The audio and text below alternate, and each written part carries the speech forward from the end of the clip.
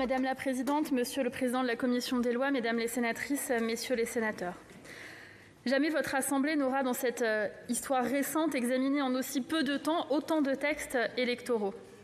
Loi organique du 24 décembre 2020 relative au délai d'organisation des élections législatives et sénatoriales partielles, loi portant report du renouvellement général des conseils départementaux et des conseils régionaux que vous venez d'adopter définitivement, et ce soir, cet après-midi, le projet de loi organique relatif à l'élection du président de la République. Les deux textes de report devaient gérer l'immédiat, l'urgence de concilier impératif démocratique et impératif sanitaire. Vous les avez examinés dans un esprit foncièrement républicain, dans un esprit de rassemblement, de responsabilité, au moment où notre pays reste confronté à une crise sanitaire sans précédent. Le projet de loi organique que vous examinez ce soir nous invite pour sa part à renouer avec une forme de « normalité démocratique » tout en nous projetant résolument dans l'avenir.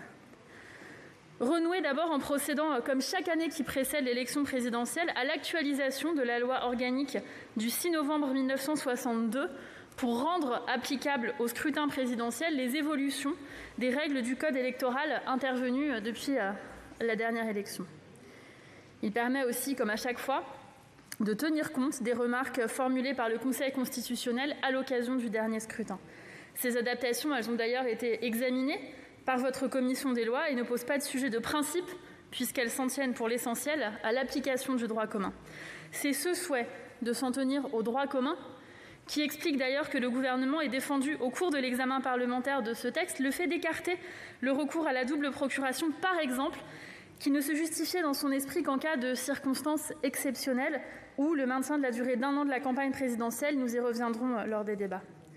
Un texte classique, un rendez-vous traditionnel, donc solidement ancré dans notre tradition républicaine. Mais pourtant, il s'agit aussi, je le crois, d'un texte qui nous invite collectivement à nous projeter par-delà la crise sanitaire qui devrait, le vaccin aidant, être derrière nous en 2022, nous l'espérons tous, pour envisager plus largement la question des modalités de vote dans notre pays. Car l'objectif du gouvernement, face à ce que certains experts qualifient parfois de désenchantement démocratique, c'est bien de créer les conditions de la participation la plus large possible des citoyens français aux élections. La participation la plus large possible, c'est d'abord assurer l'accessibilité du vote à tous nos concitoyens en situation de handicap.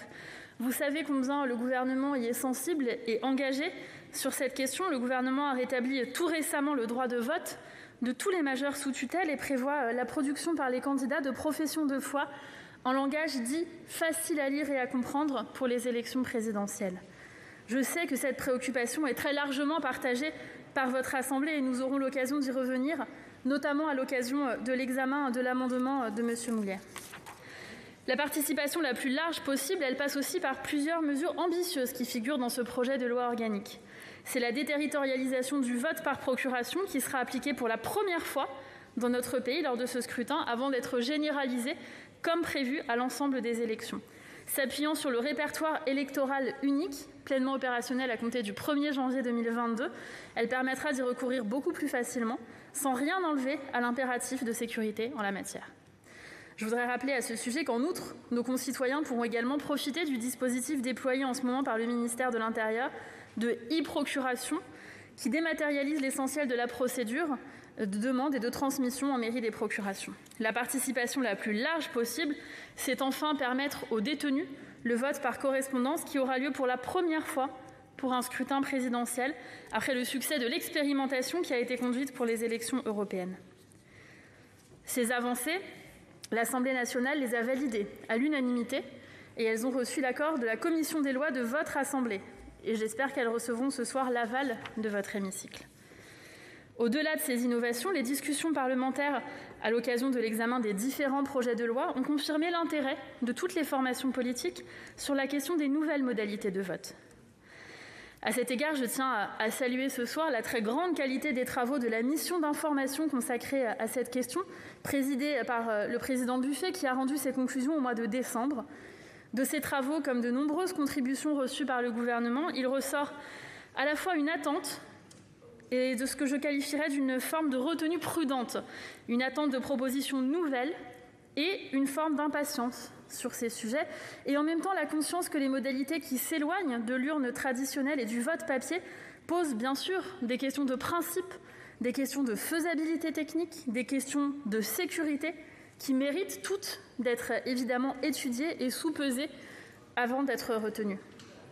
Ainsi que vous l'indiquez vous-même, aucune des options dites classiques aujourd'hui identifiées ne pourrait être pleinement satisfaisante.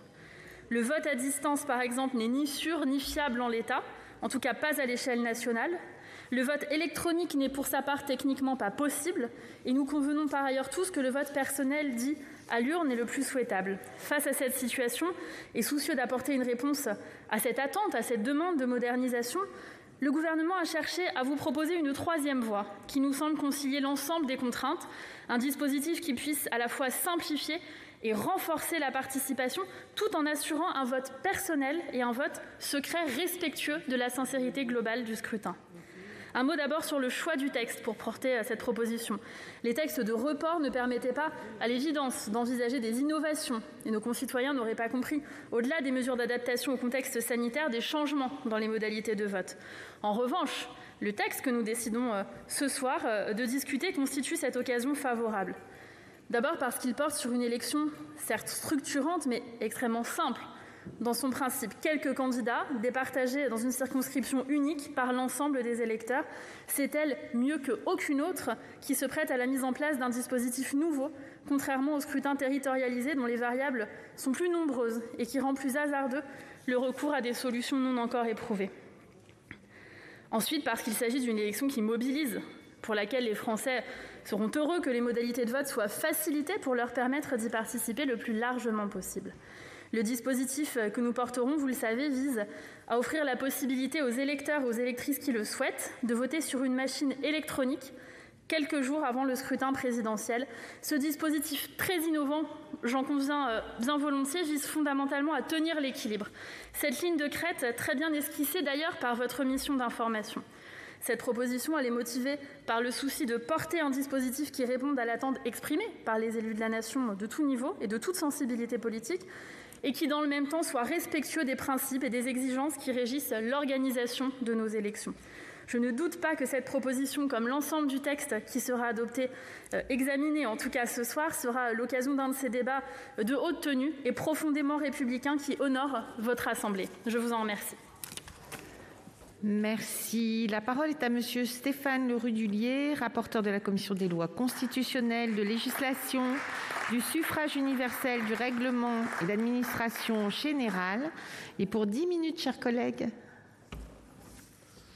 Merci Madame la Présidente. Madame la Ministre, Monsieur le Président de la Commission des lois, mes chers collègues, on m'avait dit que ce projet de loi en examen devant notre Assemblée aujourd'hui ne devait être qu'un simple toilettage technique de la loi organique du 6 novembre 1962, qui fixe notamment, et vous l'avez dit Madame la Ministre, les règles de l'élection du Président de la République. Ce toilettage d'ambition, certes limité, a eu lieu depuis 1988, un an avant l'échéance, afin d'adapter les règles de cette élection majeure pour notre système démocratique aux évolutions de notre droit électoral pour sécuriser la campagne électorale et les opérations de vote sans pour autant en bouleverser la philosophie et son organisation.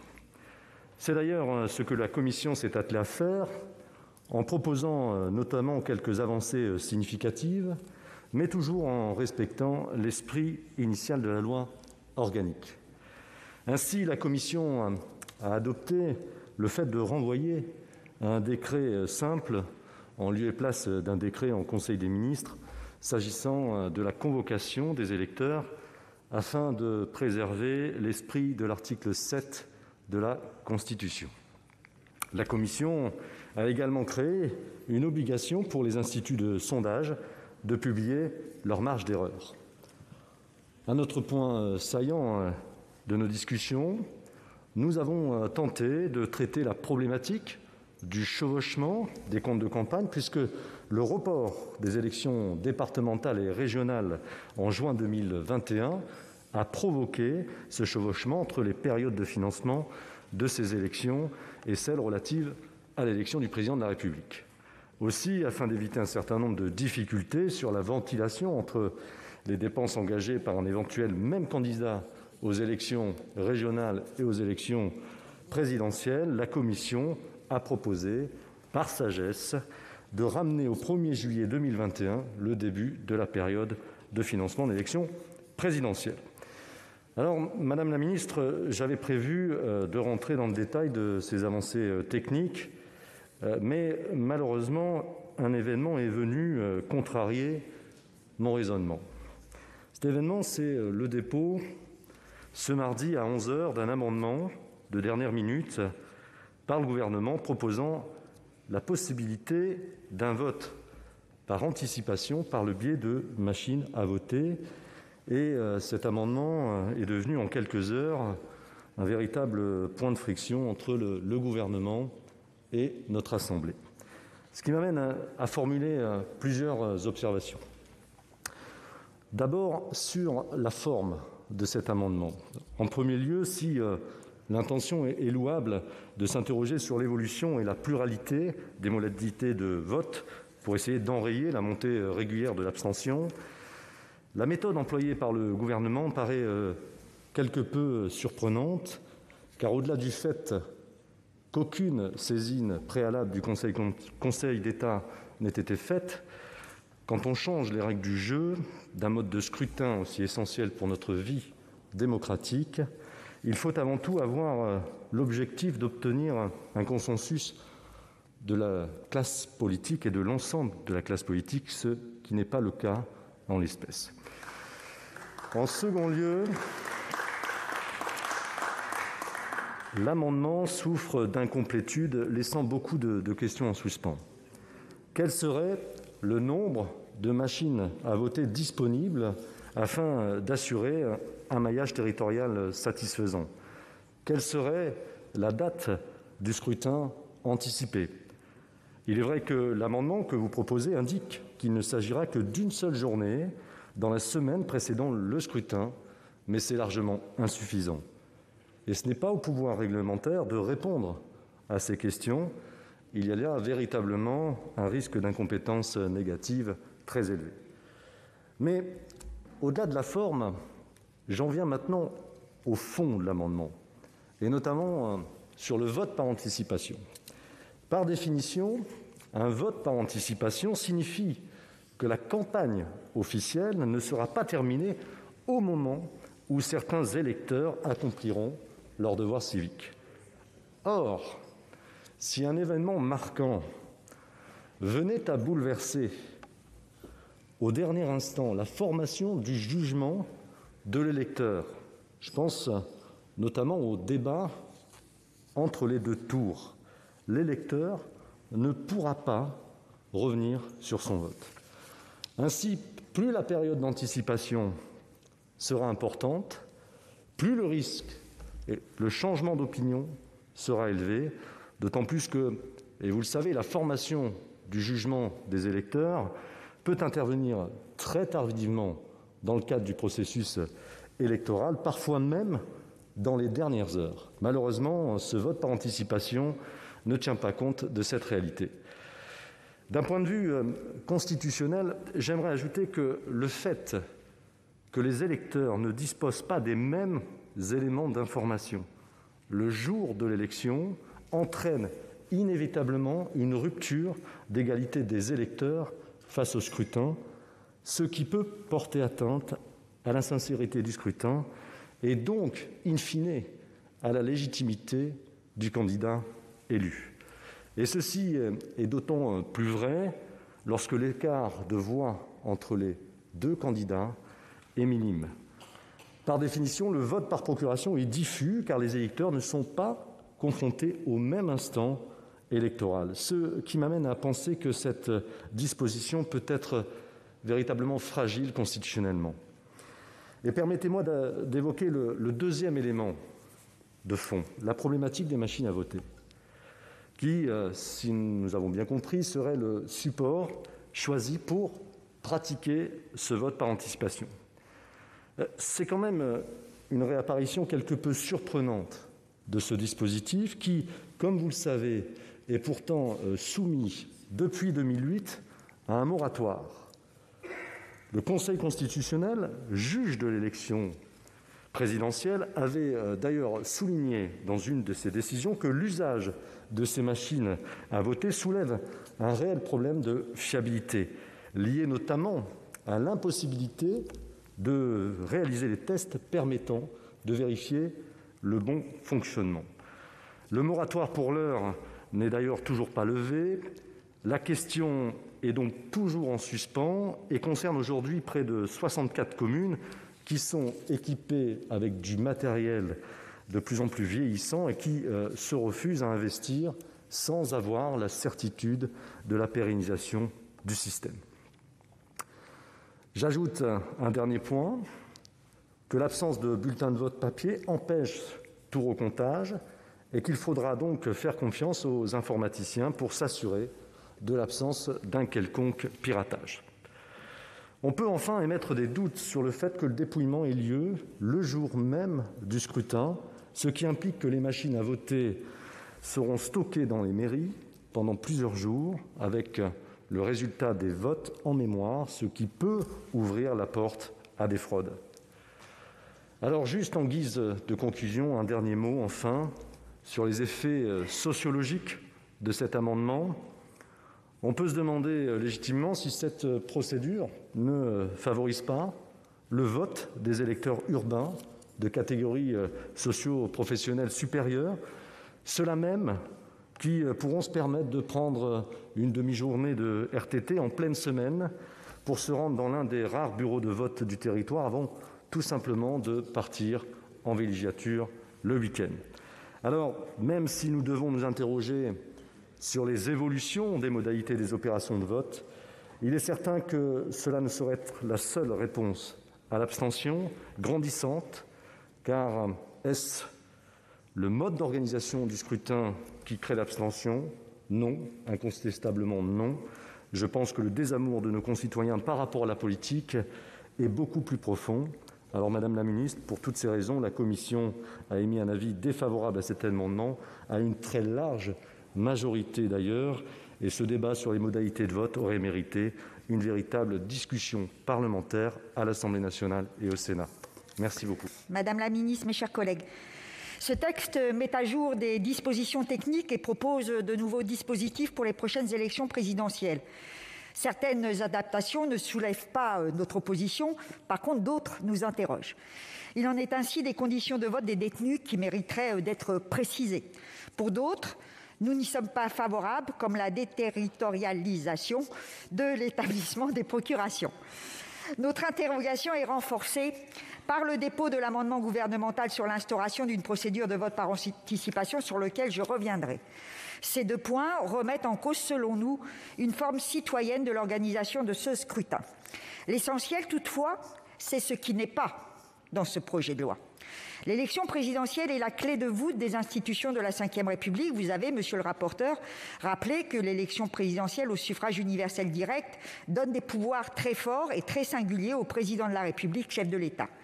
Vous avez également rappelé comment, depuis 20 ans, la présidentialisation, je dirais moi-même hyper-présidentialisation, s'est renforcée. Nous assumons la dénonciation d'une pratique monarchique du pouvoir et d'un dévoiement des institutions républicaines qui, rappelons-le, se fondent sur la Déclaration des droits de l'homme et du citoyen de 1789. Cette présidentialisation, vous l'indiquiez, monsieur le rapporteur, fut accélérée par l'instauration du quinquennat et l'inversion du calendrier électoral. La dérive que nous vivons aujourd'hui exige de rendre au Parlement son pouvoir et de le replacer comme pivot de la démocratie. Cela exige donc de revenir aussi vite que possible sur l'inversion du calendrier. Cela exige de revenir sur la durée du mandat du président de la République. Cela exige d'ouvrir le débat sur les prérogatives de ce dernier.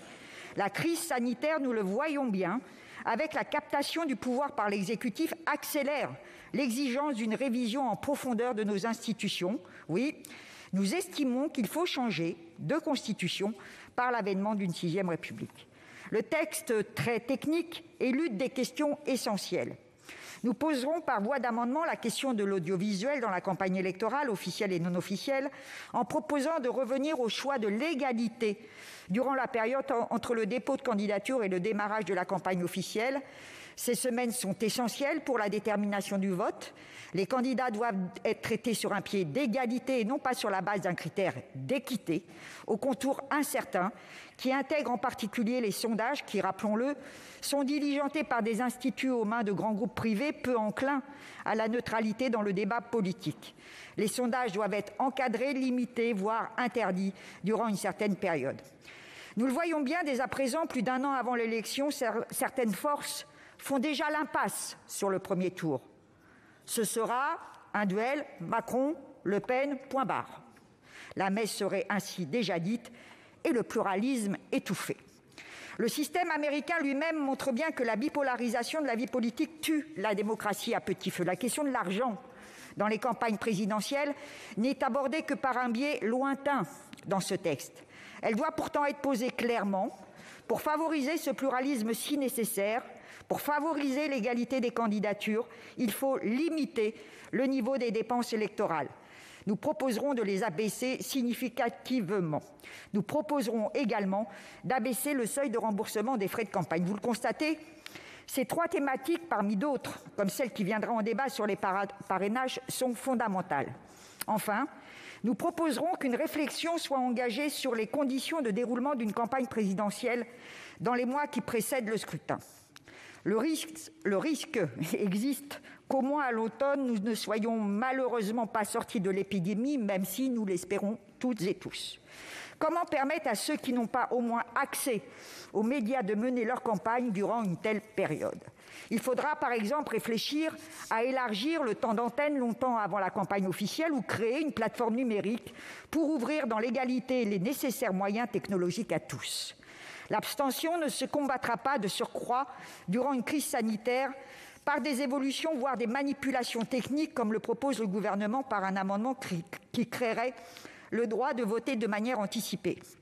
Notre groupe est d'ailleurs, comme une majorité de nos collègues, indigné, choqué, tant sur la forme que sur le fond, par la méthode du gouvernement, méprisante, et par cette volonté permanente de remettre en cause la démocratie citoyenne par des artifices de modernité. Je rejoins ainsi les propos de monsieur le rapporteur. L'abstention se réduira par le débat, par la démocratie, justement par la conviction que le vote est utile. Nous ne voterons pas contre ce texte, mais nous nous abstiendrons car il est trop limité pour répondre à l'urgence d'un sursaut démocratique. Je vous remercie. Madame la présidente, Madame la ministre, mes chers collègues. En 1959, le juriste Georges Burdeau se demandait où était incarné le pouvoir dans la Constitution de la Ve République. Et il concluait tout simplement que ce pouvoir d'État était incarné dans le président de la République au titre de l'article 5 de notre Constitution qui lui donne la capacité d'arbitrage au sein des institutions. Et ça veut dire tout simplement que l'élection de 1962 n'a pas été un changement de nature, mais un changement de degré par rapport au pouvoir donné au président de la République, un virage institutionnel. Et c'est ce qui fait que nous nous retrouvons là aujourd'hui, tout simplement parce que l'élection du président de la République ne figure pas dans le code électoral, d'où cet exercice ritualisé que nous avons tous les 5 ans.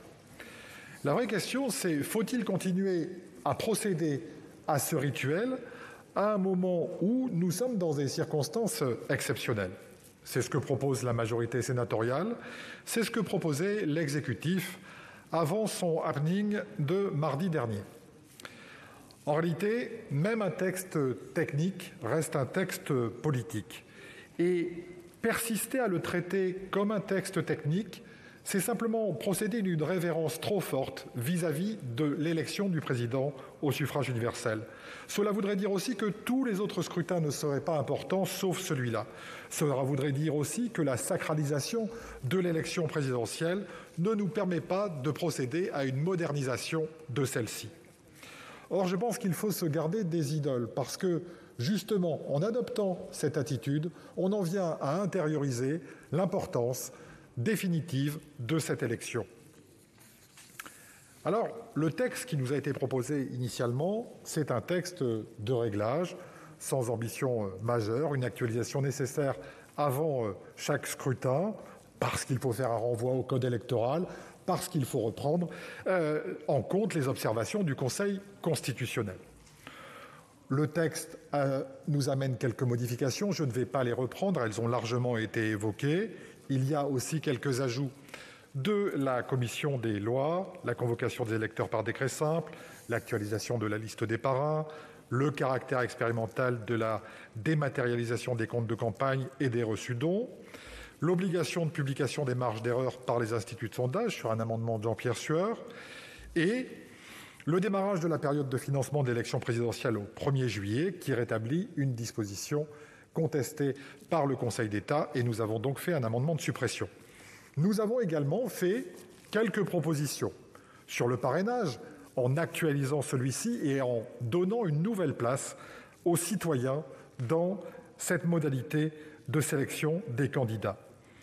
En voulant publier la liste des candidats par le Conseil constitutionnel, en voulant faire en sorte que les campagnes soient plus transparentes dans leur financement.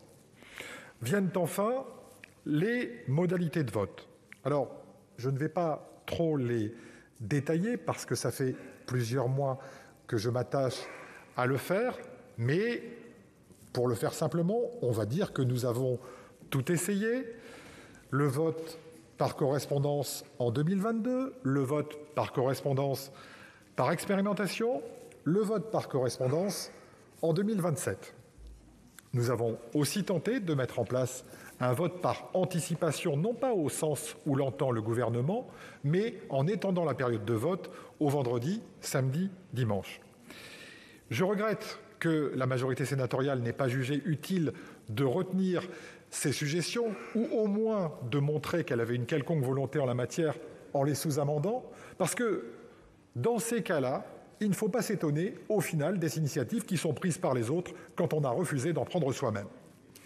Je précise, pour finir, au gouvernement qui semble découvrir en se parant des habits de la modernité par une suggestion qu'il est précurseur en la matière, que cela fait des mois, 9 exactement, que nous ne comptons plus le nombre d'amendements pour moderniser notre droit électoral.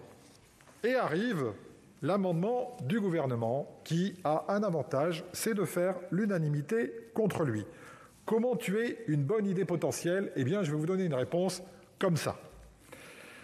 Sur la méthode, cet amendement est tellement bon qu'il n'a ni besoin d'études d'impact, ni besoin d'un avis du Conseil d'État, ni de concertation. Pour le coup, le gouvernement a été vraiment en marche contre sa majorité à l'Assemblée nationale. Les délais ne laissent aucune place à la réflexion, pas d'analyse, pas d'expertise. Il est vrai que la force immanente de ce gouvernement est tellement forte qu'il n'en a pas besoin, bien entendu. L'amendement tombe du ciel dans toute sa verticalité jupitérienne, en catimini, à l'issue de la navette parlementaire. Bref, c'est parfait. Sur le fond, nous avons le sentiment d'une improvisation, d'un grand flou, et quand c'est flou, vous connaissez la suite. L'amendement est structurellement défectueux. Il modifie la question de l'anticipation, la question de la territorialisation et l'extension du recours aux machines à voter. Sur l'anticipation du vote, la date est arrêtée par décret, on est tranquille, excite à nouveau les parlementaires. Sur la déterritorialisation, ça a déjà été dit. Quelles sont les modalités de mise à jour des listes d'émargement en ce qui concerne le double vote ? Est-ce qu'il faudrait en fait aider un électorat mobile, bien intégré socialement ? Suivez mon regard. Sur l'extension du recours aux machines à voter, ça a déjà été dit. Le moratoire serait levé. Nous ne sommes pas au courant. Sur quelle base ? Le rapport que le gouvernement devait avoir dans le précédent texte sur les départementales et les régionales 2 jours plus tard n'a plus d'intérêt, bien entendu. Quel maillage territorial ? Quelle est la capacité d'approvisionnement ? Qui paye les machines ? Est-ce que le maire est seul responsable ? Bref, c'est vraiment parfait. Sur la technique des machines à voter en tant que telle, il y a eu de multiples travaux en la matière. Et il y a une certitude.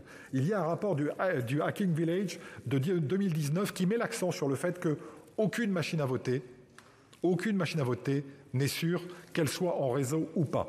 Dès que l'on peut avoir accès à cette machine, il y a un doute. Et l'ensemble des observateurs en la matière, même les spécialistes, nous disent que, s'agissant du vote, il faut être, pardonnez-moi l'expression en bon français, low-tech, c'est-à-dire une enveloppe et un bulletin.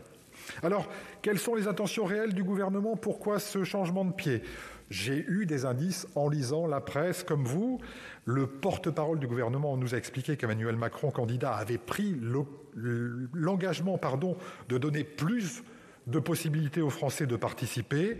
Tout le monde a bien compris que quand on parlait de ça, on parlait bien entendu du vote par anticipation, par machine à voter. C'était évident, il n'y avait pas besoin de sous-titres. C'est en tout cas la traduction que Gérald Darmanin a fait au rapporteur, le même Gérald Darmanin qui nous jurait la main sur le cœur qu'en dehors du vote à l'urne, il n'y avait pas de salut. Si cet engagement était aussi important, pourquoi avoir balayé l'ensemble des propositions d'un revers de la main? En fait, on aurait droit là à une volonté de moderniser le droit électoral et d'anticiper. Stéphane Séjourné, qui a la particularité d'être conseiller spécial du président et eurodéputé LRM, nous explique doctement que le sujet, c'est la modernisation de notre démocratie. Christophe Castaner, le responsable de la majorité écrasée dont je parlais tout à l'heure, nous explique que la proposition, au sens où on l'entend, serait effectivement une réponse au contexte sanitaire.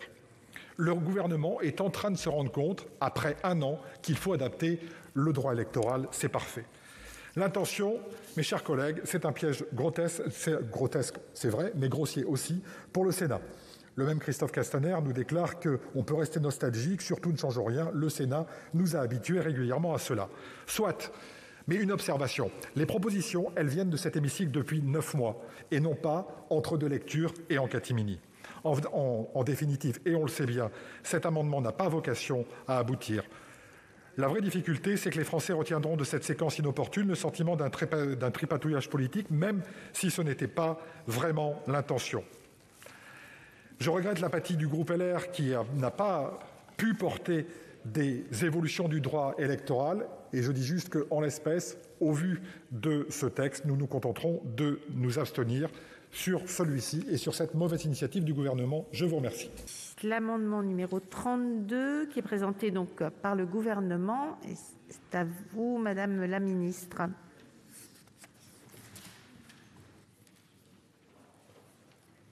Merci Madame la Présidente, Mesdames les sénatrices, Messieurs les sénateurs. Avant de partager avec vous l'argumentaire du gouvernement que j'ai l'honneur de représenter pour vous présenter cet amendement, je voudrais d'abord rappeler le contexte parce que je sais à quel point la présentation de cet amendement par le gouvernement a pu étonner, voire susciter la colère. Plusieurs d'entre vous l'ont dit hier lors des débats dans les médias et l'ont dit également aujourd'hui lors de vos propos liminaires.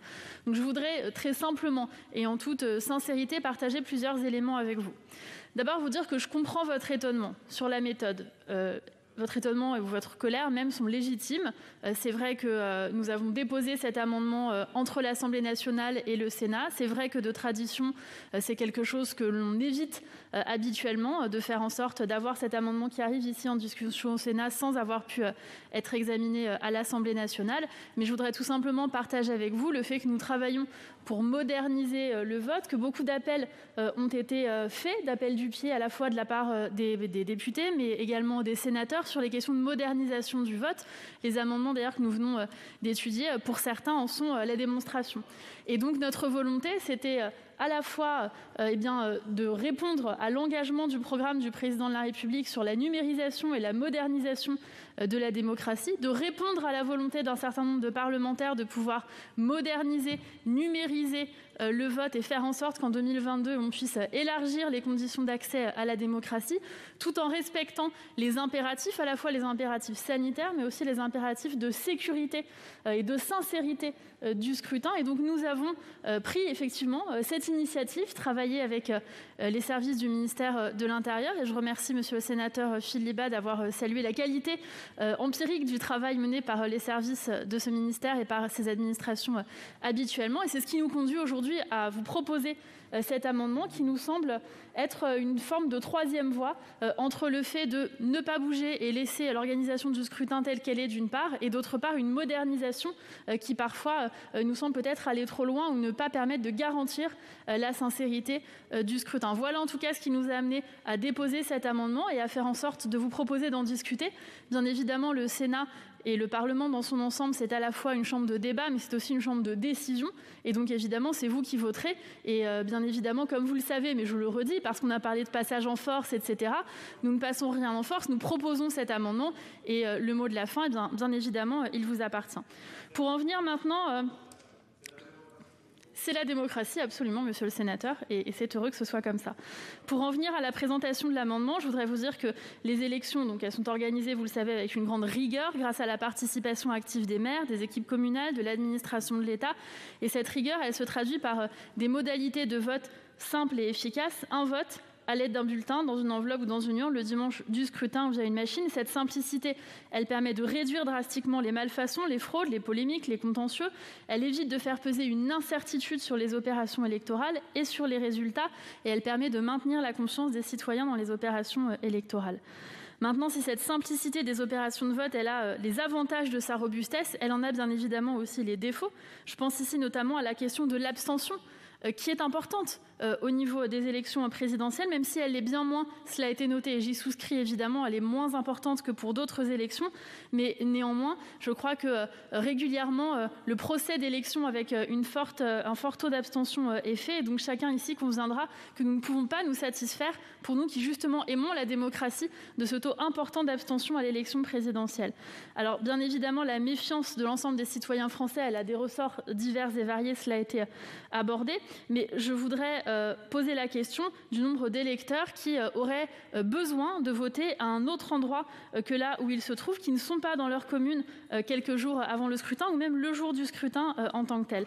Alors évidemment, il y a des solutions qui existent déjà. Je pense à la question de la possibilité de procuration. Je voudrais rappeler ici que le ministère de l'Intérieur est en train de moderniser considérablement l'établissement de ces procurations. Pour les élections de juin prochain, il sera par exemple possible d'établir une procuration avec une nouvelle téléprocédure que nous avons mise en place, partiellement dématérialisée. Cette procédure, elle va être plus simple, plus rapide pour l'électeur, plus sécurisée aussi, et plus allégée pour les policiers, les gendarmes et pour les maires. Et ça, je crois que c'est fondamental en termes de temps et d'engagement. Pour autant, ces procurations, elles ne se suffisent pas à elles-mêmes. Il y a certains électeurs qui ne peuvent pas, et j'y reviendrai tout à l'heure, ou d'autres qui ne souhaitent pas confier une procuration. La question du secret du vote, vous le savez mieux que personne, c'est une garantie constitutionnelle au cœur de la démocratie. Et comment nous pouvons alors exiger de la part de ces électeurs de confier leur vote à d'autres de façon empirique. Pour toutes ces raisons, il nous semble indispensable d'entamer la modernisation des opérations électorales du pays. C'est pourquoi cet amendement, il ouvre la voie à une nouvelle modalité de vote, doublement originale et facilitatrice, puisque l'électeur pourra voter dans une commune de son choix jusqu'à une semaine précédant le scrutin. Évidemment, pour des raisons techniques et pour sécuriser les procédures, il ne sera pas possible de voter en tout lieu et à toute date. C'est bien l'objet de cet amendement. Pour autant, ce que nous voulons proposer, c'est que les électeurs puissent choisir une commune de leur choix parmi celles qui leur seront proposées, et le gouvernement veillera à ce qu'il y ait un maillage complet du territoire national. Certaines villes étrangères pourront aussi être choisies, et à une date fixée par décret, durant la semaine précédant le scrutin au maximum, les électeurs pourront se rendre dans le bureau de vote ouvert pour voter par anticipation à ce moment-là. Ce bureau, il sera largement similaire au bureau où nous nous rendons le dimanche, à ceci près qu'ils seront nécessairement équipés d'une machine à voter, puisque si le dépouillement avait lieu à l'issue des opérations de vote, cela serait susceptible d'influencer les autres électeurs et là, d'interférer avec la campagne électorale comme cela a été soulevé. Si l'urne était conservée pendant plusieurs jours, les risques de fraude étaient trop élevés. Par conséquent, les électeurs voteront sur cette machine qui sera ensuite verrouillée, mise sous clé, avant que le dépouillement ait lieu le dimanche soir. Je voudrais dire que nous considérons que cette nouvelle modalité, elle est équilibrée, puisqu'elle ouvre des possibilités de vote inédites, sans atténuer la robustesse du système électoral. Elle sera d'abord proposée à une échelle raisonnable avant de pouvoir être étendue davantage. Je voudrais ensuite, si vous me le permettez, et si j'ai encore une minute, Madame la Présidente, répondre peut-être à quelques questions qui ont été posées à cet égard, notamment dans vos propos liminaires. Vous avez évoqué la question de savoir combien de temps les électeurs disposeraient pour pouvoir procéder à ce vote numérisé dans un autre territoire. Je vous le disais, nous proposerons que ce soit jusqu'à une semaine avant et nous proposerons que les dates soient réduites au maximum eu égard aux possibilités techniques et prises par décret. Vous nous posiez la question de savoir quel serait le maillage. Nous sommes en mesure à l'heure actuelle de développer une machine par département et je voudrais rappeler que le Conseil constitutionnel va obligatoirement contrôler le projet de loi organique et se prononcer sur la conformité de ce projet de loi en réponse à la question qui était posée sur la constitutionnalité de cet amendement.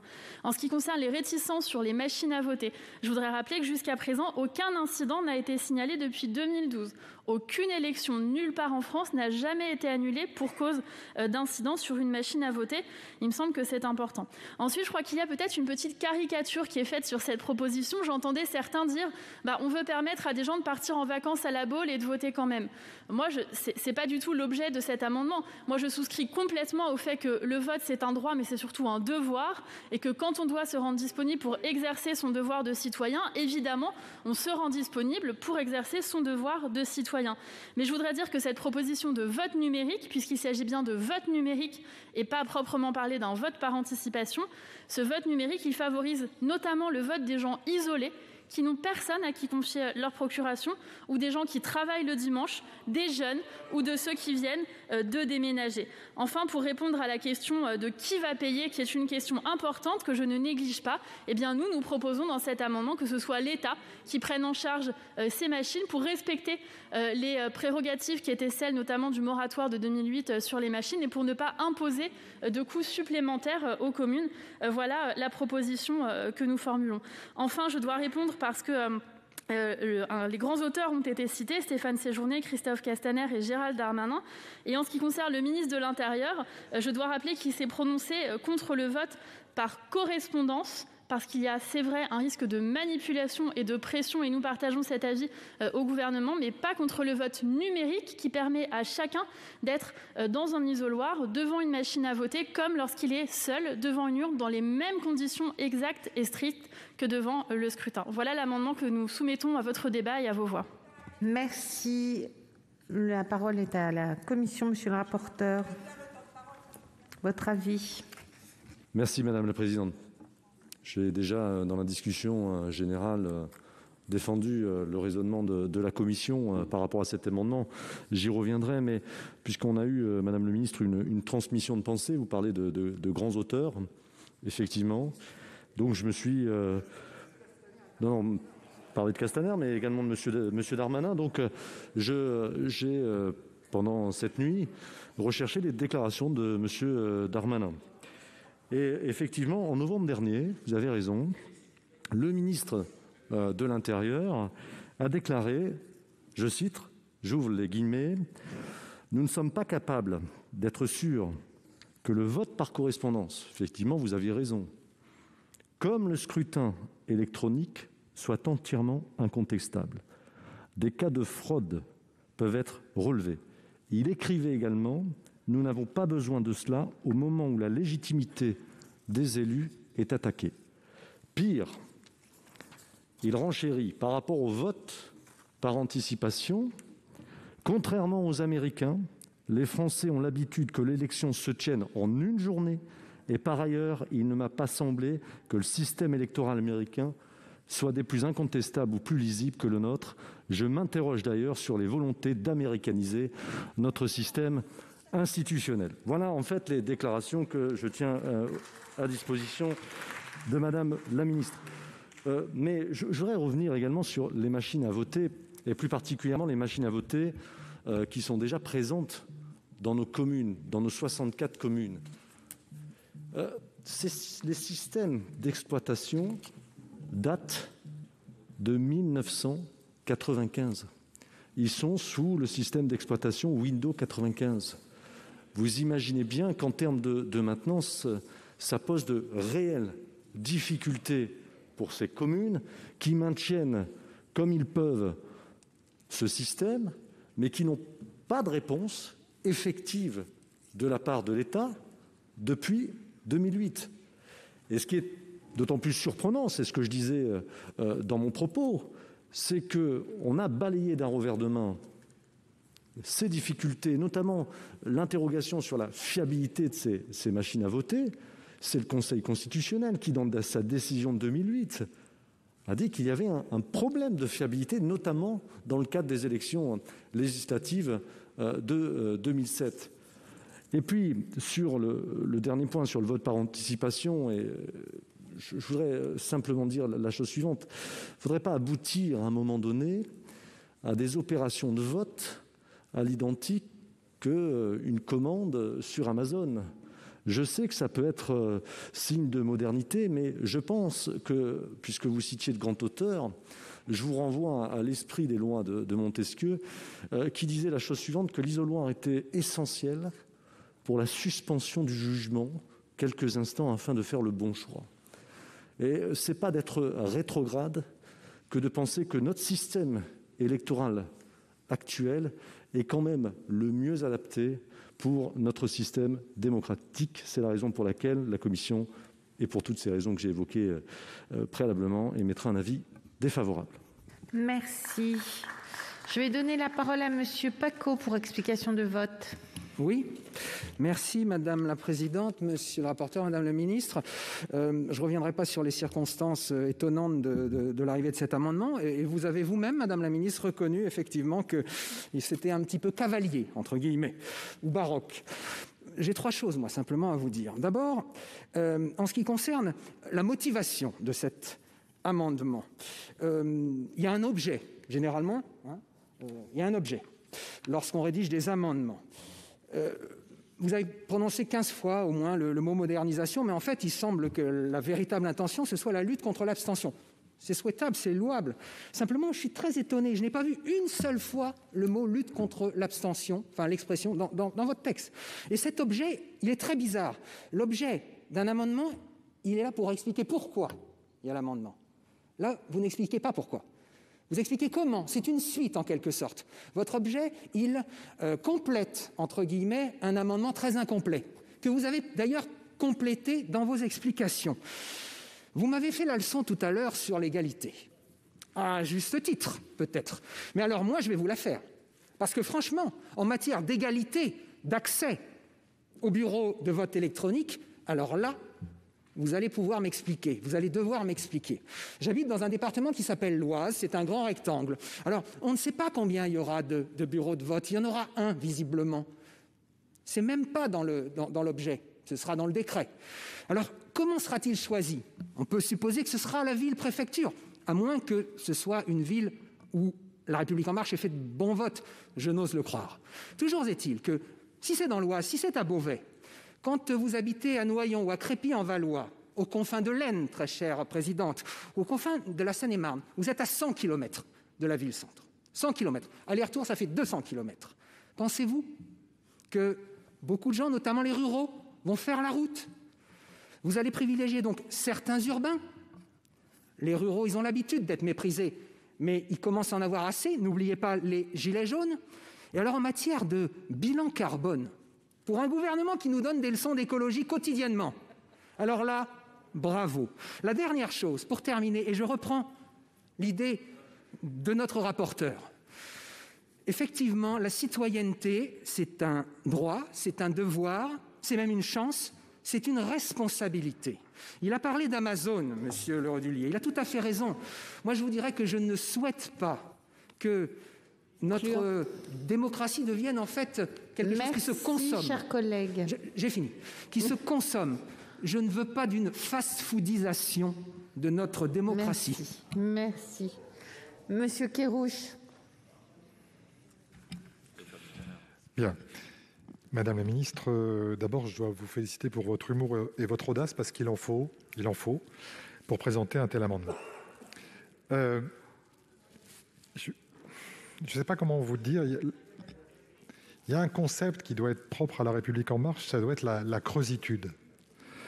Quand on regarde cette proposition, elle n'est tout simplement pas sérieuse. Quelques points simplement factuels. On va parvenir je pense qu'il faut parvenir sur la méthode, parce que nous sommes à peu près tous au courant de la façon dont les choses se sont passées.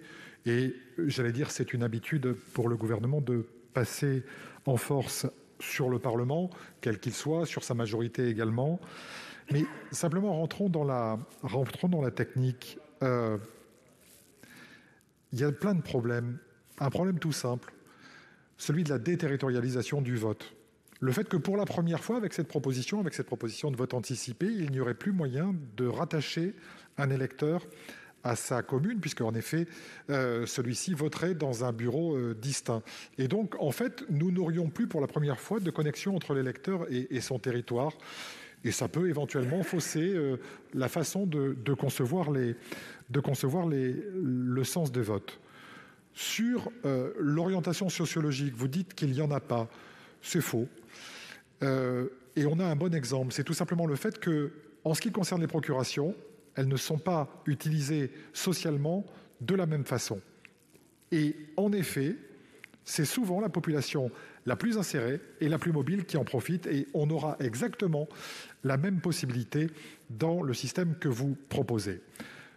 Par ailleurs, quant au principe d'égalité, vous nous dites qu'il y en aura dans tous les départements. Très bien, sauf cela revient à considérer que tous les départements sont égaux du point de vue démographique, ce qui est forcément faux au-delà des problèmes de déplacement.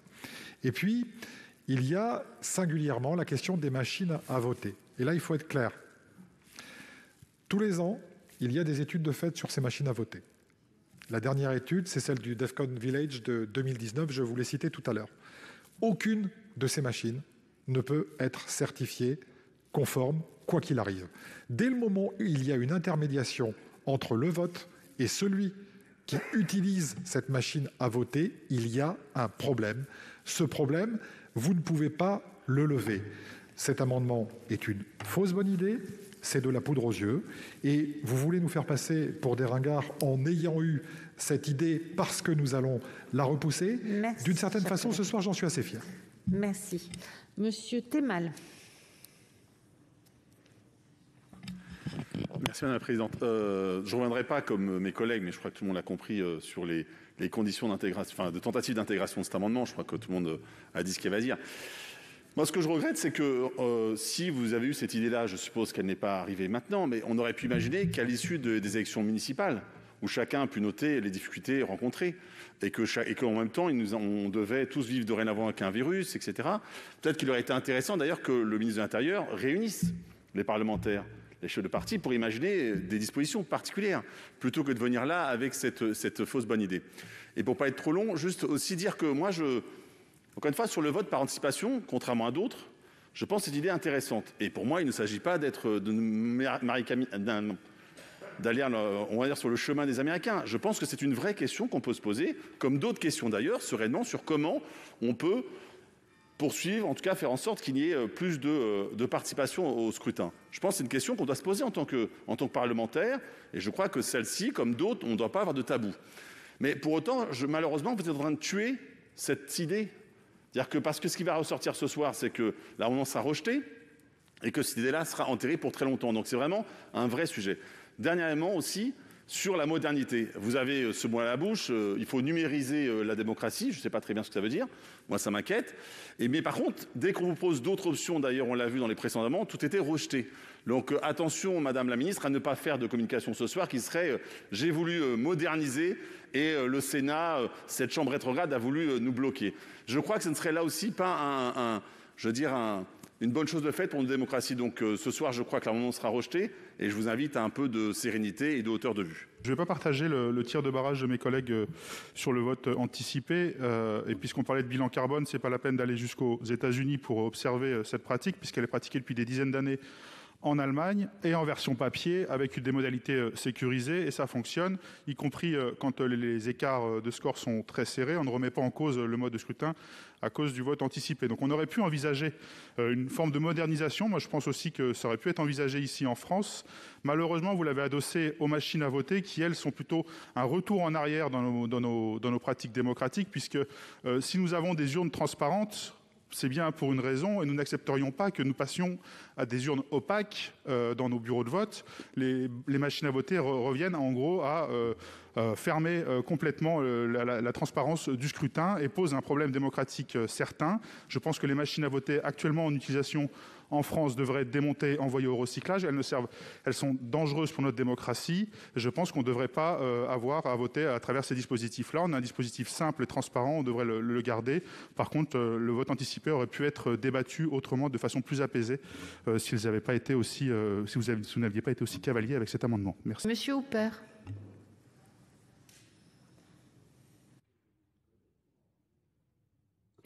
Madame la ministre, sur cet amendement, j'y verrai une motivation vertueuse, celle de combattre l'abstention. Mais pour faire diminuer l'abstention, il y a deux moyens. Soit on donne les moyens aux électeurs, aux citoyens d'aller aux urnes, parce que c'est ce que vous proposez, mais les citoyens qui veulent voter le peuvent. Il y a le rituel de l'élection, le rituel de l'isoloir, comme ça a été dit, et les procurations. Deuxièmement, il faut surtout donner aux Français l'envie d'aller voter. Et pour donner l'envie d'aller voter, il faut donner le choix. Et lors des dernières élections, en particulier les élections européennes, le fameux « moi ou le chaos », ça a cassé l'envie d'aller voter. Merci. Benarroche. Oui, Madame la ministre, je ne voudrais pas être désagréable, en fait. Je ne voudrais pas être désagréable, mais en fait, je ne crois pas ni à l'improvisation hasardeuse de votre mesure, ni à un travail acharné de dernière mesure en répondant à l'appel de tout un tas de parlementaires qui auraient fait que vous auriez abouti sur cette solution un peu trop tard, mais suffisamment tôt pour pouvoir nous la présenter ici en catastrophe. Je n'y crois pas du tout, je suis désolé. J'ai plutôt une interprétation un peu machiavélique, excusez-moi, mais machiavélique au sens de Machiavel, au sens littéraire, pas au sens péjoratif du terme.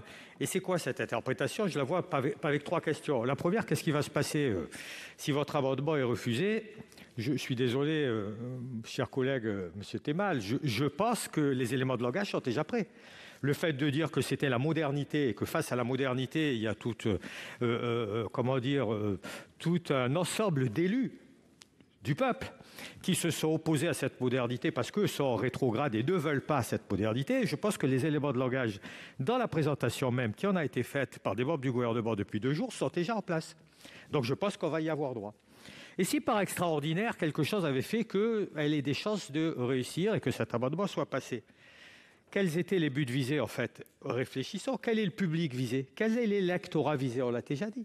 On connaît quel est l'électorat qui va se déplacer, qui va chercher quel est le bureau de vote où il peut aller, qui va prendre un véhicule, qui va faire un déplacement, qui va aller voter dans une machine à voter, sans bulletin de vote et sans avoir reçu ni les professions de foi, ni aucun élément supplémentaire qui lui permette de faire le vote auquel il est habitué. C'est sûrement un électorat qui est déjà motivé pour ce type de vote, qui va être motivé par cette élection, qui est un électorat qui, sociologiquement, est déjà un peu marqué. Et dernière question, la date, une semaine avant, certes, mais qui va la décider, la date, une semaine avant? C'est le gouvernement. En fonction de quoi? Par un décret, en fonction de quoi? En fonction d'un calendrier qu'il aura lui-même choisi de son côté, y compris d'un calendrier dans un événement de campagne, y compris dans un débat. Alors oui, si j'étais machiavélique, je dirais que c'est un gagnant-gagnant pour le gouvernement, un gagnant-gagnant qui est un perdant, qui est la démocratie. Merci, Madame la Présidente Assassi. Oui, merci Madame la Présidente et merci Madame la Ministre pour la défense de votre amendement qui était relativement longue. Madame la Ministre, gouverner, c'est prévoir. Et si votre ambition est vraiment de moderniser, la modernisation, je crois sincèrement, sans être moi aussi machiavélique, que vous auriez anticipé le dépôt de cet amendement. Je crois que vous ne pouvez pas laisser à penser que d'un seul coup, une idée a jailli d'un esprit très brillant qui s'est dit « mince, on a oublié de le mettre dans le projet de loi organique, etc. » Donc, on va le déposer en catimini au Sénat. Je suis d'autant plus méfiante que cet amendement arrive au moment même où des débats animent des formations politiques sur des modifications des scrutins de différentes élections. Donc il y a là une sorte de cohérence qui, à mon avis, n'est pas le fruit du hasard. Alors, sur le fond, j'ai eu l'occasion de dire dans la discussion générale toutes les raisons pour lesquelles nous sommes opposés à cet amendement, et bien évidemment, nous voterons contre. Mais Madame la ministre, sur la lutte contre l'abstention, alors sincèrement et honnêtement, je ne crois pas un instant que cet amendement pourra remédier à ce terrible fléau qu'est l'abstention. Dans les quartiers populaires, je suis une élue de la Seine-Saint-Denis, dans les quartiers populaires, mais pas que, parce que je ne voudrais pas stigmatiser les quartiers populaires, l'abstention est très forte. Et vous le savez très bien, on ne cesse de le répéter, ce n'est pas par des artifices techniques, mécaniques, qu'on répondra à cette envie, parce que les gens ont envie de participer au débat politique. Ils ont envie d'échanges. La vie est tellement compliquée qu'ils ont envie de savoir les raisons pour lesquelles nous sommes dans une situation économique catastrophique, et pas que à cause de la crise du Covid. Ils ont envie de partager, ils ont envie de construire ces gens. Et donc, je vous le dis sincèrement, non seulement cet amendement ne répond pas à l'abstention de façon générale, mais surtout, Madame la ministre, vous ne faites pas rêver les gens avec ce genre de proposition. Merci. Monsieur Bonnecarrère.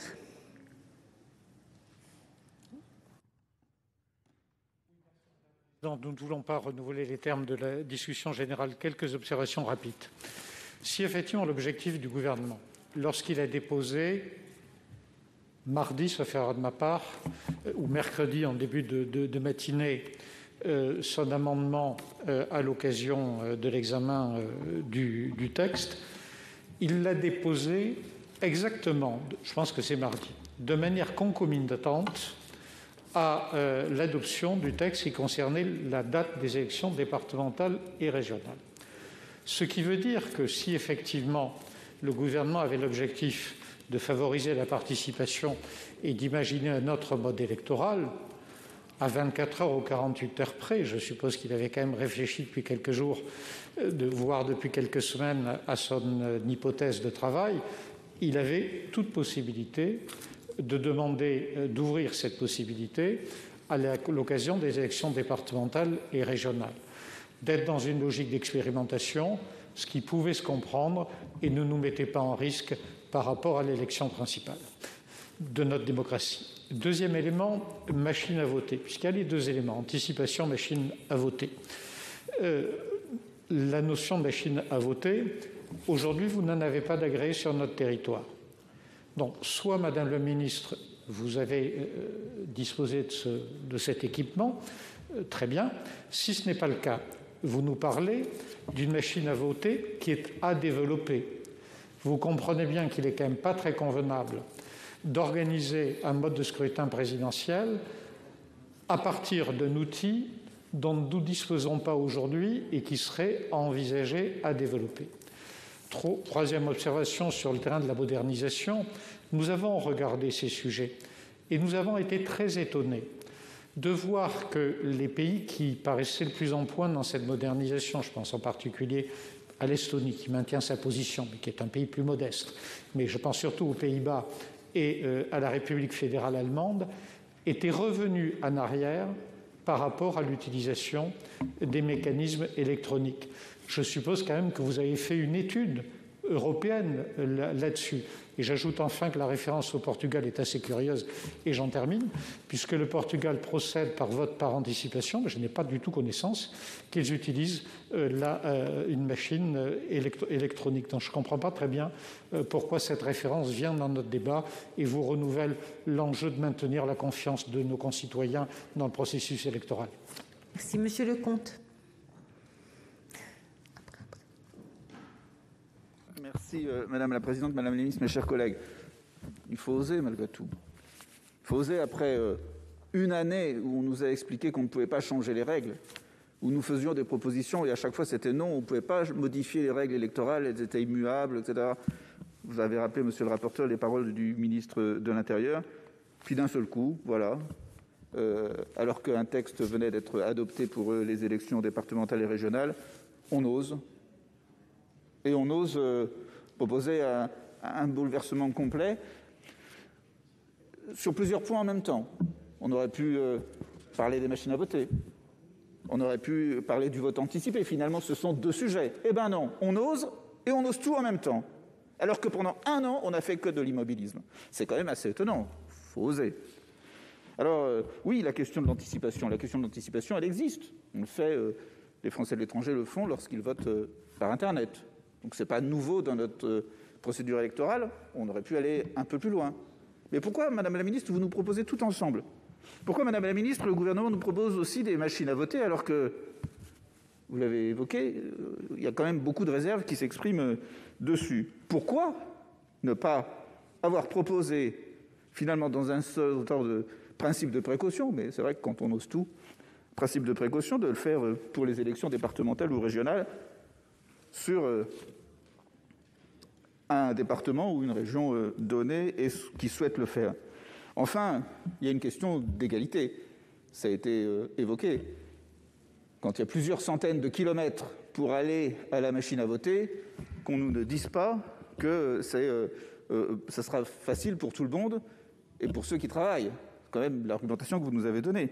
Et je pense aussi, puisqu'il s'agit, vous l'évoquez aussi pour les Français qui vivent hors de France, là, ce n'est pas des centaines. C'est des milliers de kilomètres qui sépareront les Français de cette machine à voter.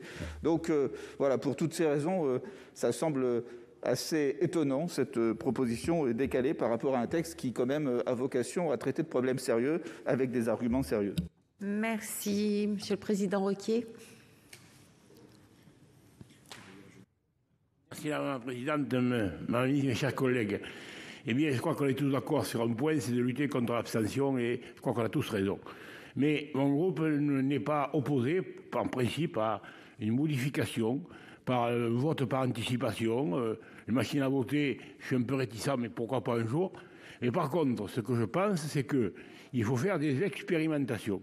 Quand on change les règles du football ou du rugby, par exemple, les règles de jeu, eh bien, il y a des tournois de juniors, il y a des compétitions un peu inférieures, si vous voulez, où on expérimente, on essaye. Eh bien, je pense qu'il ne faut pas expérimenter ça avec l'élection présidentielle, qui est le top 14 de l'élection. Donc on commence par des scrutins peut-être cantonaux, comme dit M. Bonnecar, des départementaux, enfin départementaux ou régionaux, mais qu'on commence à rôder ce système, et puis on verra après pour l'élection reine, qui est l'élection présidentielle. Merci, Monsieur le Castorba.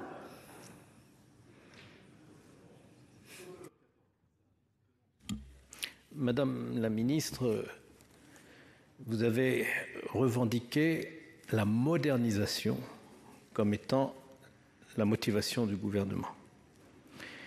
Qu'est-ce que c'est que votre modernisation ? Est-ce que c'est être moderne que de réformer les conditions du scrutin présidentiel sans aucune délibération de l'Assemblée nationale, sans aucune possibilité pour l'Assemblée nationale de modifier le texte du gouvernement? Belle modernisation. Est-ce que c'est moderne de modifier substantiellement le code électoral sans prendre l'avis du Conseil d'État?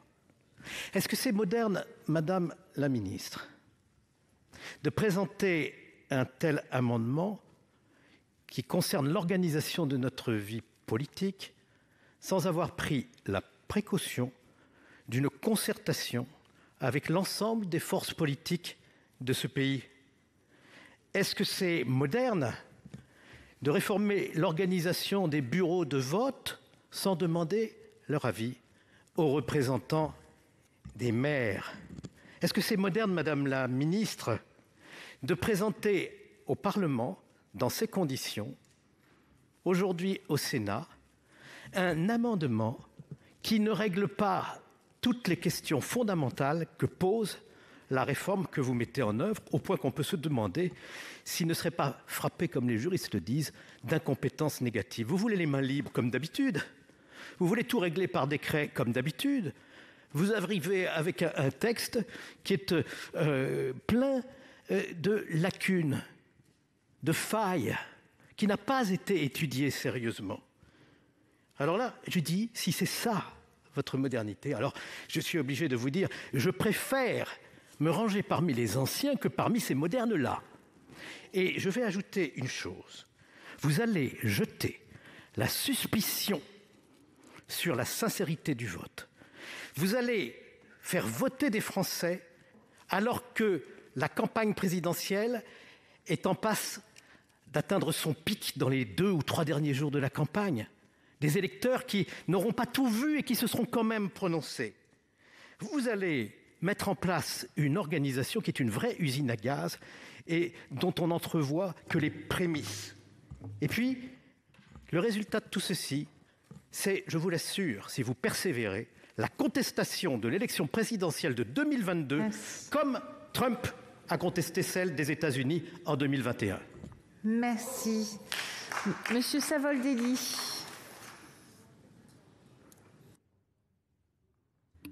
Oui, merci Madame la Présidente, Madame la Ministre, mes chers collègues. 2 petits mots, un mot et une question. Le mot, c'est sur la déterritorialisation. Vous avez, j'ai eu du mal à le dire, d'autres ici sont bien plus éloquents, comme vous.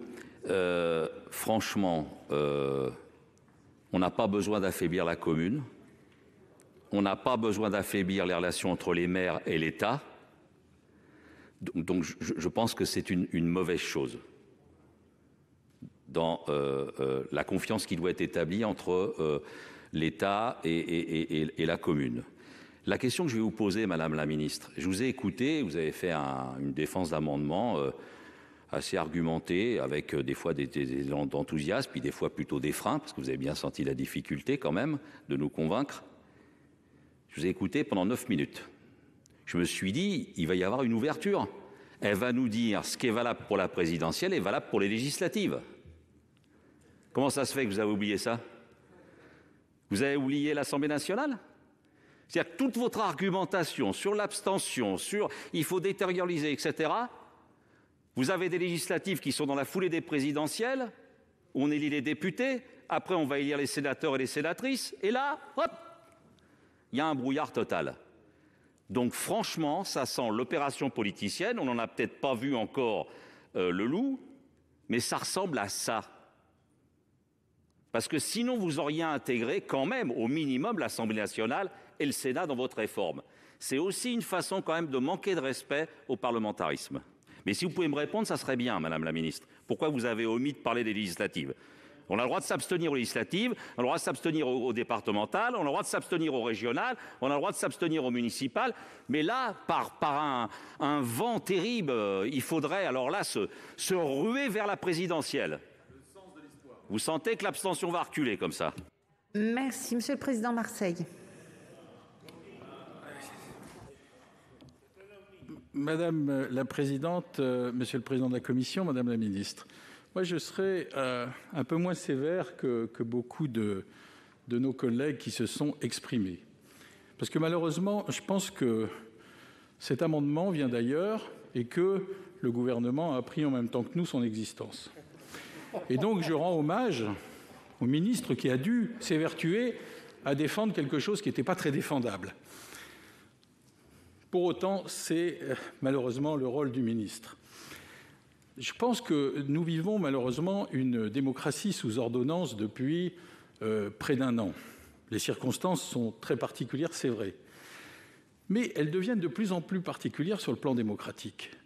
Aujourd'hui, on est obligé tous les jours de s'interroger pour savoir si les élections seront maintenues à leur date. Que dira le Conseil scientifique? On est obligé de lire les PPL qui surgissent à l'Assemblée pour savoir si le mode de scrutin aux élections législatives sera le même ou s'il sera proportionnel.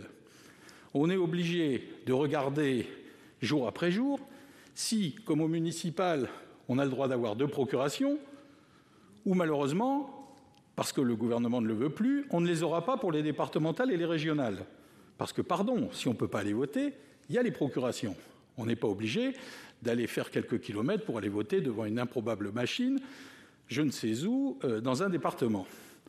Et puis, on est obligé de se pencher régulièrement pour savoir si les conditions de votation, si les jours de votation, si les campagnes seront celles que nous connaissons ou si elles vont évoluer.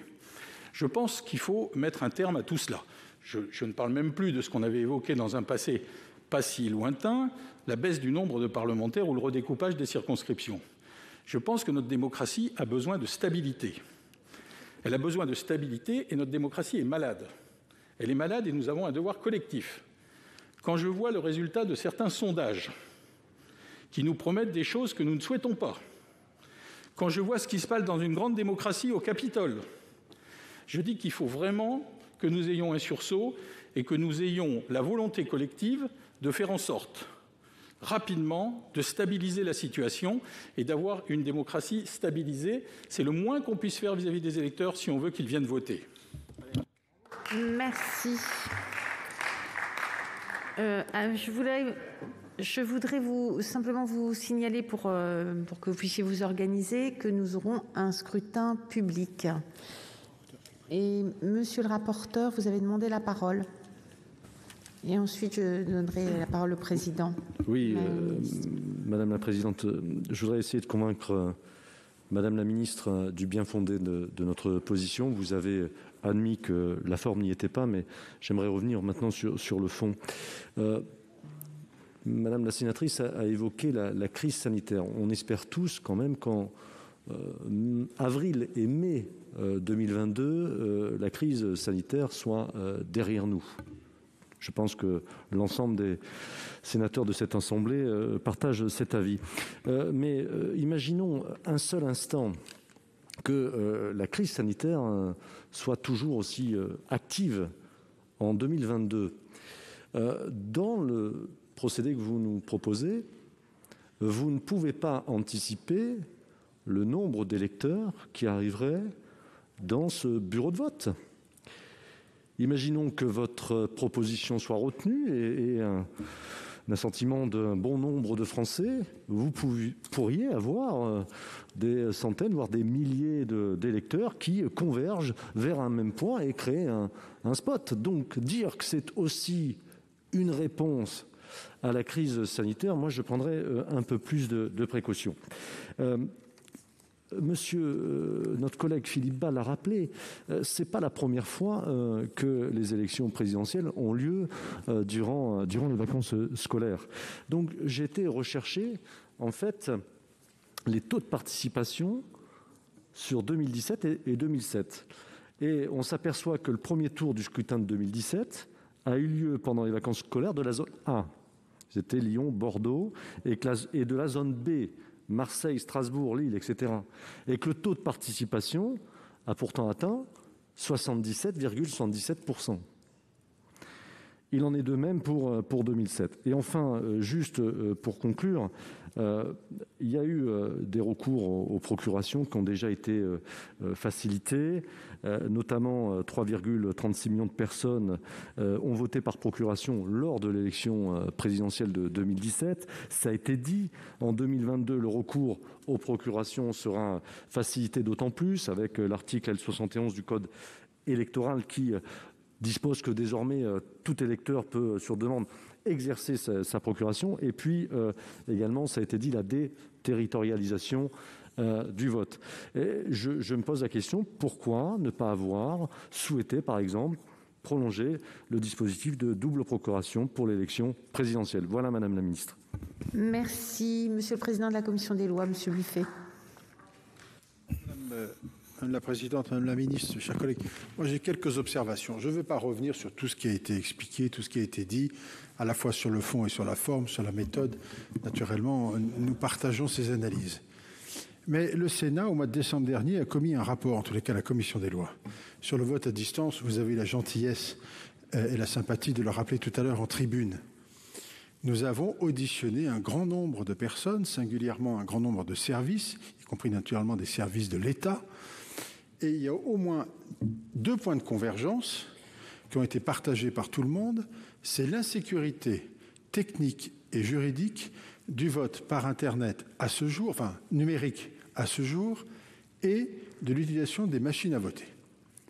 C'est le point sur lequel tout le monde s'est accordé à dire, surtout, n'y allez pas. En tous les cas, pour le vote numérique, n'y allez pas maintenant. Le gouvernement nous disant d'ailleurs, les services du gouvernement nous disant, nous ne sommes pas encore prêts, nous travaillons, nous avançons, peut-être dans quelques années, mais nous ne sommes pas prêts pour l'instant. Mais ça, véritablement, ça faisait consensus auprès de tout le monde. Dans ces conditions-là, les choses étaient claires. le directeur de l'ANSSI, qui s'exprimait devant un parlementaire, un député, récemment, moins d'un mois, le 18 janvier dernier, sauf erreur de ma part, si je ne dis pas de bêtises, vient de confirmer clairement qu'il était hostile à l'utilisation des machines à voter, compte tenu à la fois de leur obsolescence, naturellement, et du risque de cyberattaque. À un moment où nous sommes encore, là, en ce moment, un hôpital du département du Rhône est victime de cyberattaques.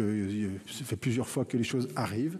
On imagine bien que ces machines à voter qui porteraient en leur sein le vote d'un certain nombre de nos concitoyens 3 jours avant le dimanche du vote pourraient elles-mêmes faire l'objet de ce type d'attaque, en tous les cas d'une insécurité totale. On ne comprend pas en réalité. On ne comprend pas qu'aujourd'hui, on puisse nous proposer ce type de solution, alors même que de notoriété publique, ce moyen de vote est contesté de façon extrêmement large et extrêmement consensuelle. C'est surtout ça que nous voulions vous dire. On peut toujours imaginer vouloir envisager d'autres moyens de vote, des évolutions, après tout, pourquoi pas? Mais la condition substantielle, c'est la sécurité absolue. Et là, nous ne l'avons pas. C'est la raison pour laquelle nous avons émis un avis extrêmement défavorable, pour ne pas dire autre chose. Merci, Madame la Ministre.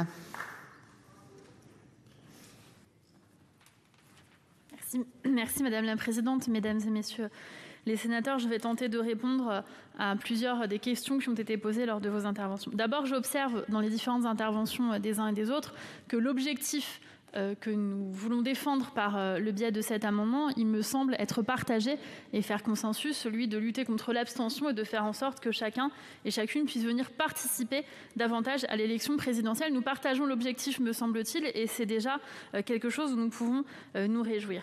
Je voudrais répondre sur la question de la mission d'information et notamment du rapport qui est prévu par le gouvernement sur la question des machines à voter et répondre à cet égard que, bien sûr, ce rapport sera remis comme prévu dans les 6 mois suivant la promulgation de la loi dans laquelle cet amendement a été adopté. Et donc, le gouvernement va continuer son travail de présentation et de rendre compte aux parlementaires de l'avancée des questions des machines à voter, notamment de la question du moratoire. Et tout cela sera évidemment abordé comme c'était prévu et comme cela a été voté dans ce rapport. Je voudrais bien rappeler que nous ne sommes pas là dans un vote par correspondance.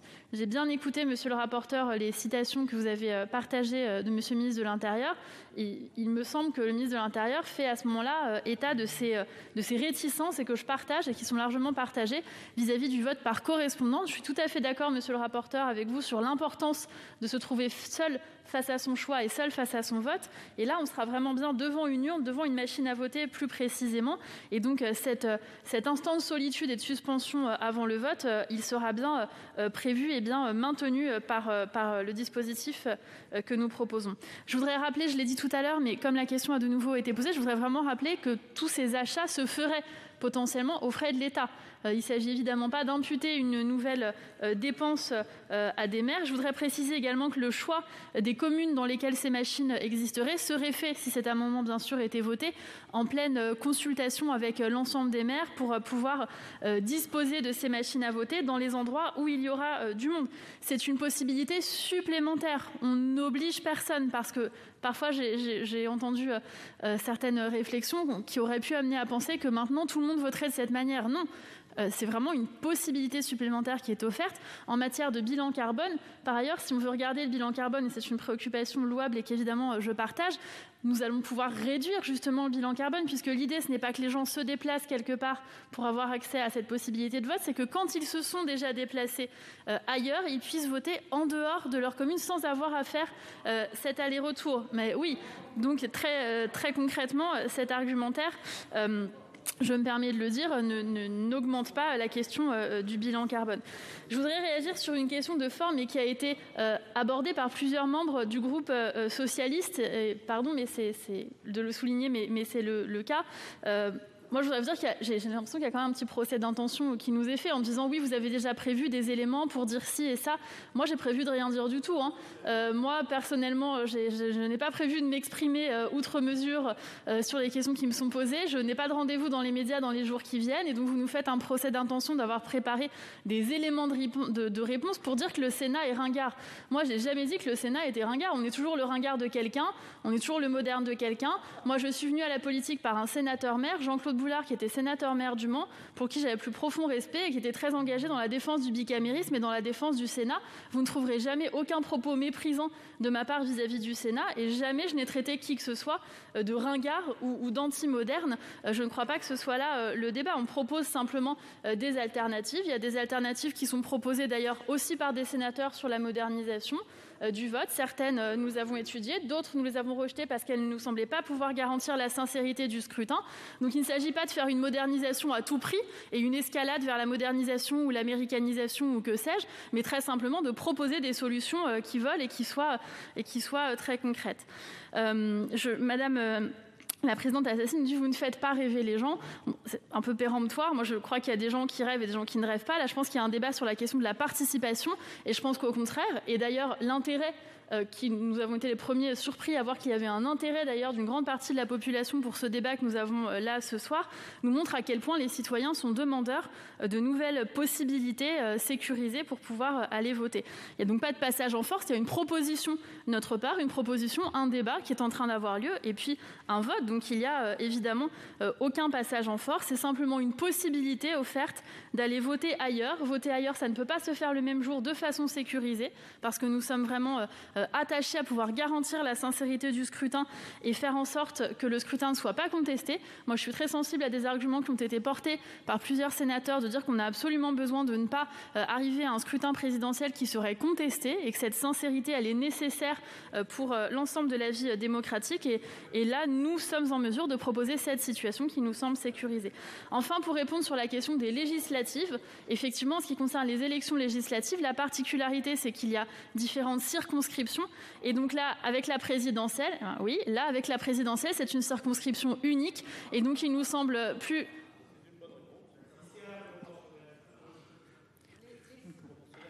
Laissez parler la ministre. Merci, Madame la Présidente. Donc là, il y a...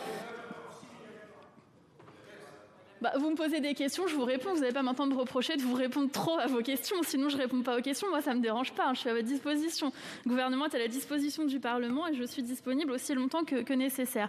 Je disais donc que sur la présidentielle, il y a une circonscription unique et c'est pourquoi ça nous apparaissait opportun de faire cette proposition de pouvoir voter en distanciel, mais en étant en présence par des machines à voter pour la présidentielle parce qu'il y a une circonscription unique pour cette élection et c'est la seule à cet égard. Merci beaucoup.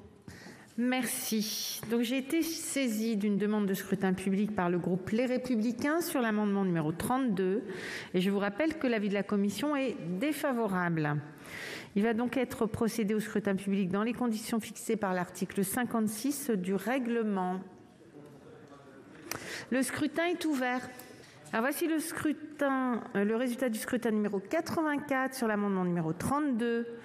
Compte tenu de l'ensemble des délégations de vote accordées par les sénateurs aux groupes politiques et notifiées à la présidence, nombre de votants 344, nombre de suffrages exprimés 344, pour l'adoption 23, contre 321, le Sénat n'a pas adopté.